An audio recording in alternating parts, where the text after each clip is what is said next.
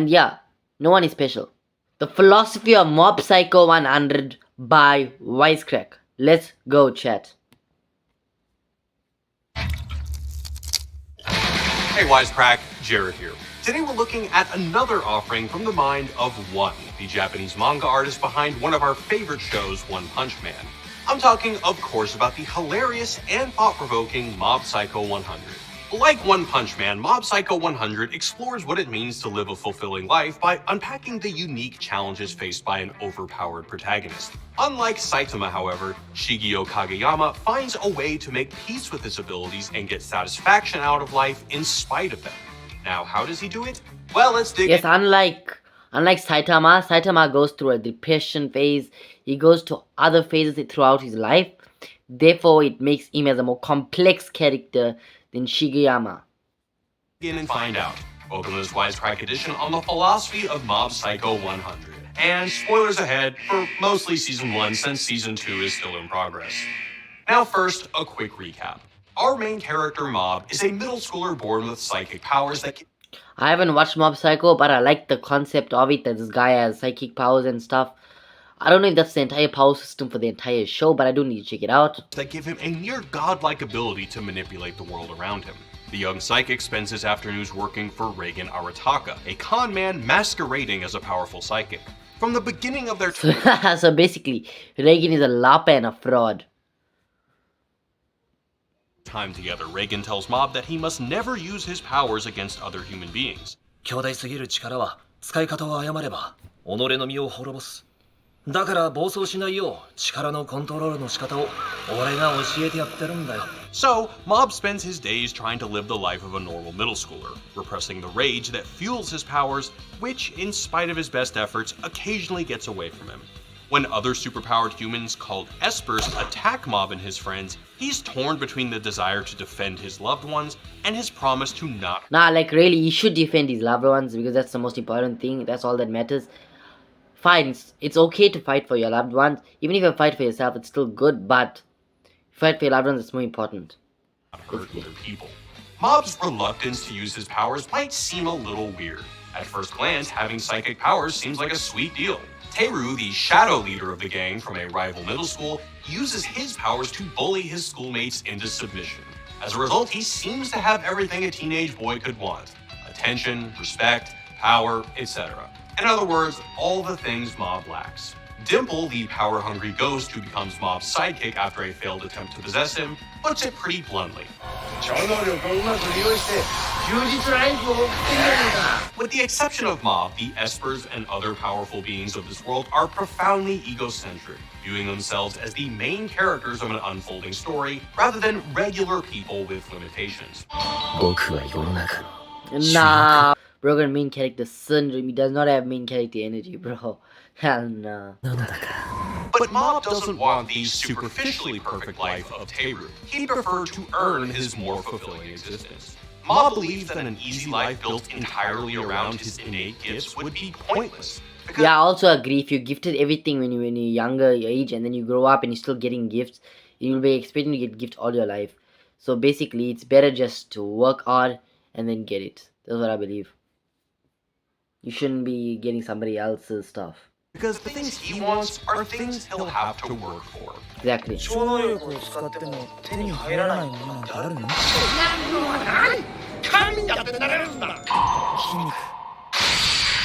何言ってんだこいつ。それに女心ってやつとか空気読む技術他にもいっぱいあると思うよ Taking a cue from his master Reigen, Mob argues that accepting or realizing limitations can have a positive influence on one's life, and he has an ally in Irish philosopher Edmund Burke. Burke is most well known for his description of the sublime, the feeling of experiencing oneself as infinitesimally small in the face of the vast forces beyond one's control. To put it in another way, the sublime, according to Burke, is that which suspends or even destroys egocentricity through a display of power or grandeur that completely overwhelms one's own capabilities. Yeah, so basically the sublime can be considered as God because it's an external factor that can affect you, that you cannot control. Even destiny and fate is a sublime. You will not be able to control it because it exceeds your power, it exceeds your limit. It's the feeling you might get looking at a mountain range, staring into deep space, or sailing You won't be able to comprehend it. a ship through a thunderstorm. Robert J. Oppenheimer might have been feeling the sublime when he tested the first nuclear weapons in the Nevada desert. You get the idea. Burke believed that such experiences were a vital part of a healthy life, and that they force us to use mental and spiritual capacities we might otherwise prefer to ignore, namely those which remind us that we are not at the center of the universe. According to Burke, a life spent avoiding the challenging scenarios that make the experience of the sublime possible can get very unhealthy very quickly. He held that the experience of the sublime in a literal way exercises parts of our mind and bodies which rarely get activated in day-to-day life, but which are vital to our well-being. Specifically, the parts which tense up in response to fear. As he puts it, labor is a thing absolutely requisite to make us pass our lives with tolerable satisfaction. Melancholy, dejection... Yeah, you need labor to get dopamine. It's in your brain, and dopamine makes you happy. So either way, you have to do labor to get happy, because that's how life works. It's a complicated thing. If you can understand it, you'll understand it. So basically, despair, and often self-murder is the consequence of the gloomy view we take of things in this relaxed state of body. exactly, bro. In other words, getting too relaxed about one's place in the universe is a quick way to majorly bum yourself out. This is exactly the trap that the majority of the show's espers have fallen into. Like the Paradisers in One Punch Man, Teru and the leaders of Claw carry around a massive sense of entitlement, which, far from bringing them what they need to be truly happy... Let me get my shoes, chat. Wait, give me a second, chat. Oh my days, I'm back. Okay. instead leaves them feeling miserable when the real world fails to give them what they falsely believe they deserve. This is a problem that everybody goes through, where they feel they're so special, meanwhile they're not special, they're just equal to every other species in the world. And then they feel like life is worthless. Meanwhile, life is not. You just consider yourself special. No one else, like no other species, that's what I mean by no one else. No other species will consider themselves to be the archery in the verse. Of course, if you feel yourself to be the most special, if you consider yourself, your only self to be special, then of course it's not going to be good for you later on when you grow up. You're going to be thinking you're special in every scenario, meanwhile you're not special in every scenario. There are other species that are equal to your level. And yeah, no one is special.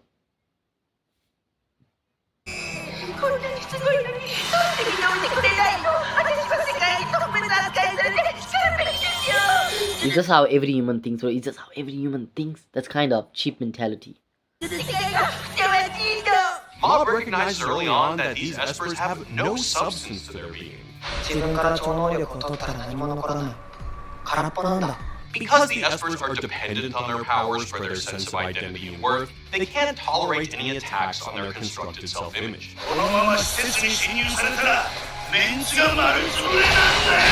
Teru displays this fragility toward the end of his fight with Mob. Frustrated with Mob for not fighting back, Teru breaks down and tells him,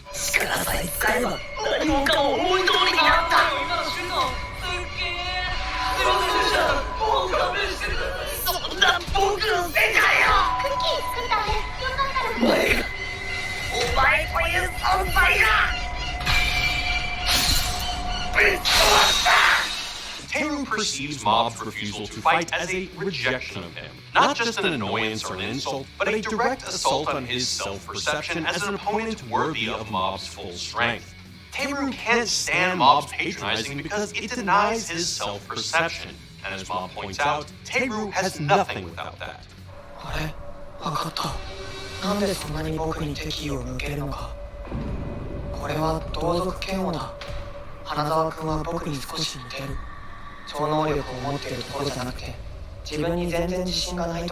Like Saitama's strength, the Esper's abilities are a double-edged... Now, this is a take that's going to get many people angry. So basically, people that don't have any confidence will hate on other people that have confidence to bring their confidence to the same level that their confidence is. So basically, they just try to bring you down because they are down themselves. So you know what, just ignore those kind of people. Anyway, I've dealt with many people like that, and they're just trash. They're a piece of garbage. And I always feel pity for them. That's the only way to put it. I feel pity for them. Sword. Left unchecked, they make it easy to believe that they are inherently better than other humans, and therefore are deserving of special treatment. Now this way of thinking leaves them... Exactly, just what I mentioned earlier in my video, that every human is not special, Everybody just equal, but not equal in the terms of wealth, looks, fame, power. They just equal in the terms of they are all humans. That's what I mean. No one is a special. They don't have special powers. They have nothing special because they equal to every race. They equal to every species. The barrier between equality is basically wealth, looks, and other stuff. That's it. Nothing else. They're the same blood flowing through their veins. Deeply unsatisfied no matter how much power or status So basically, they are and are 50-50. They are equal and they are unequal. Unequal in certain sense and equal in certain sense. they attain. What these espers need is a reality check, a reminder that they're subject to the same set of rules as the rest of the universe. Just like in IRL, everybody in the world are gonna adhere to the same rules. So there won't be any difference in the terms of following the rules. In other words, they need to have their egos brought down a peg by an overwhelming experience with the sublime.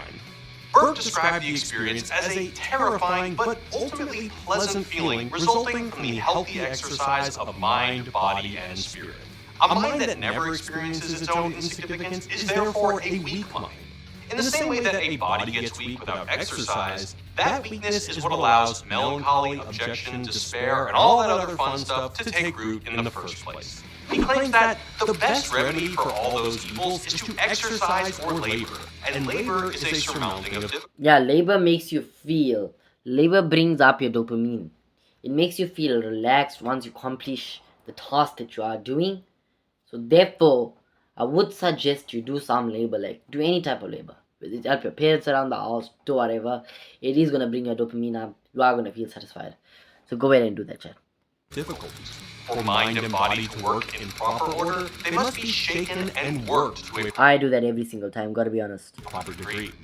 Unlike the deluded espers, Mob wants to do the difficult labor of integrating himself into the world and society, rather than just trying to transcend it.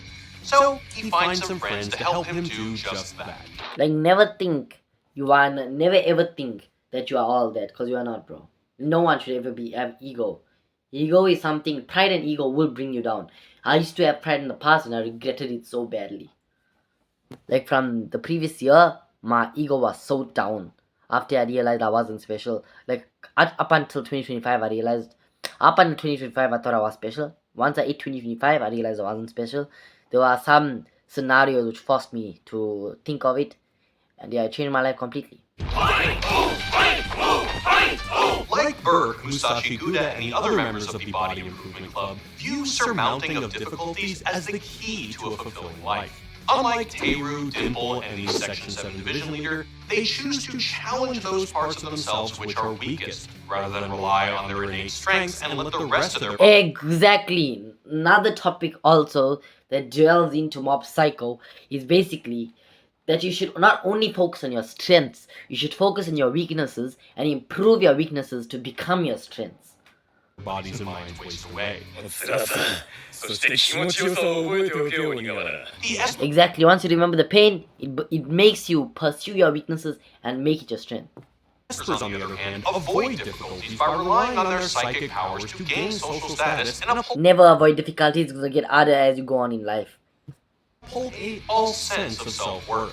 As such, they have to be shaken and worked by forces outside their control before they can find a true sense of fulfillment. Teru is the clearest example. When Mob defeats him, Teru is overwhelmed by his power and feels terror, the emotion Burke identifies as a key component of the experience of the sublime.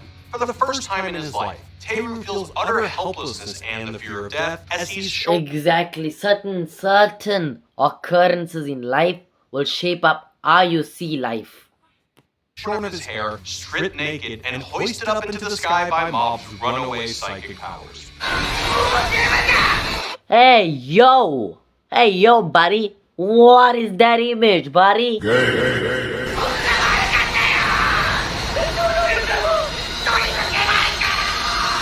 After pleading for Mob to stop, Teru gets cast into the sky, and the chaos gives way to a serene moment of reflection, where he's dwarfed by the clouds and an endless vista. Now that is a good motif of self-reflection. My bad, I said self-reflection. Self-reflection. I mean self-reflection, chat. You'll get. Sometimes I get some horrible stutters, sometimes I get some horrible word misplacements, and I do apologize for that. I'm not a perfect person. I do have imperfections. Unless you perfect cell, then you are perfect. Background. Get the reference, then you get the reference. Such visuals are reminiscent of classical romantic art, which was influenced by Burke's ideas and often portrayed small human subjects facing vast, overwhelming forces of nature. The realization that he's not nearly the most powerful being in the universe brings Teru real peace. Yes, once you realize you are not special, you will get absolutely a peace in your life. You won't have to think you are special and you deserve this, you deserve that, you're entitled to that, you're entitled to this, meanwhile you are not. So therefore, always remember you are an average person. And I'm saying this to encourage y'all to live life freely. And not entitle yourself to something that you do not deserve. In a subtler way, Reagan exposes the remaining scars to the Sublime by crushing their delusions of grandeur through a combination of Mob's transferred powers and his own rhetoric. He puts things in perspective by reminding the Scars that, even with their powers, they're not special. Yeah, exactly. This is a message that goes to all the people that think they are special. This message goes out to them, bro. Like literally.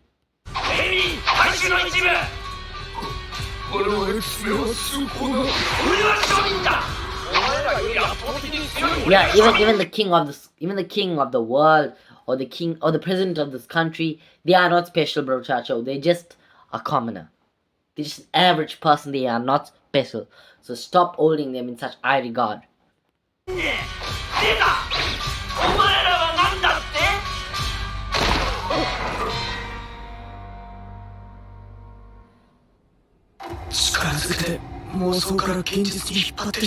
Like Mob does for Teru, Reagan shows the Scars proof of their utter insignificance, giving them a taste of the sublime and putting them on the path toward a healthier, more grown-up state of mind.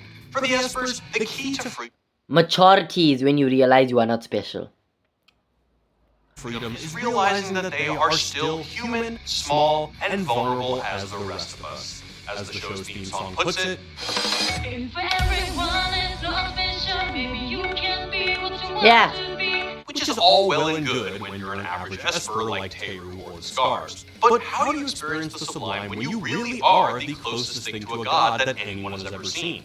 That is, how is Mob going to get back in touch with reality? Mob has a leg up on the other Espers in that he actually wants to be a normal person. He tries to improve his physical abilities and social skills by joining the Body Improvement Club, and he repeatedly states his admiration for his brother Ritsu, who accomplishes so much even before he discovers his own psychic powers.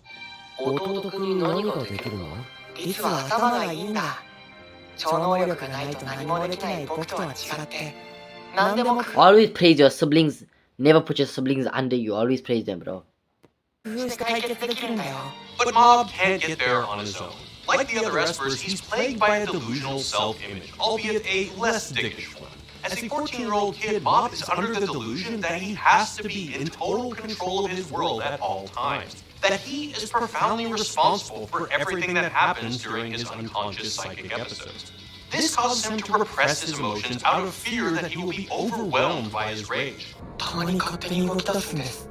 それも Never hold your emotions in. I did this too many times and it ended up in bad. Just ended up in bad way. Just ended up in a bad way, bro. So therefore, never suppress your emotions. Always let your emotions flow out of you. 僕に意識がないとき Ironically, this gives him even less control over when and how he explodes. The weight of this responsibility is incredibly painful for him. 自分は変わることができなかった。また超能力で事故を起こしてしまった。感情をぶつける先が見つからない。矛盾をはらむ無力感。 By the way, Mob Psycho 100 has to be better than One Punch Man. I have watched One Punch Man and I've watched this video on Mob Psycho, and Mob Psycho has more philosophy than One Punch Man that I ever had, bro. Therefore, I'll prefer Mob Psycho 100. I need to watch Mob Psycho 100. By the way, OPM his ass. One Punch Man's ass, bro. 逃れる。どうしても自分に勝てないという悲しみ。それはモブの自らに対するささやかな抵抗であった。 In other words, while Mob talks a big game about wanting to be normal, in reality, he clings to an image of himself as the main mover and shaker of his world, responsible for everything that happens in it. This is his delusion, a more benevolent version of the other Esper's greedy desire for godhood. みんなを守るためには僕がやらなきゃいけないんだ。 It takes Reagan, an adult Mob respects and looks up to remind him that he's just a kid, and that he doesn't always have to bear the world on his shoulders. やめとけモブ。お前が苦しくなるだけだ。 Never ever try to take someone else's burden on your head unless you can really handle it. That's what I do. So yeah. 嫌な時はな。逃げたっていいんだよ。 Yes, it's absolutely okay to run away. You don't have to take every fight. You don't have to take every hurdle in life on. You just can run away at times. It will make you feel better. The idea that he doesn't have to be at the center of the fight after all shocks Mob into an experience of the sublime.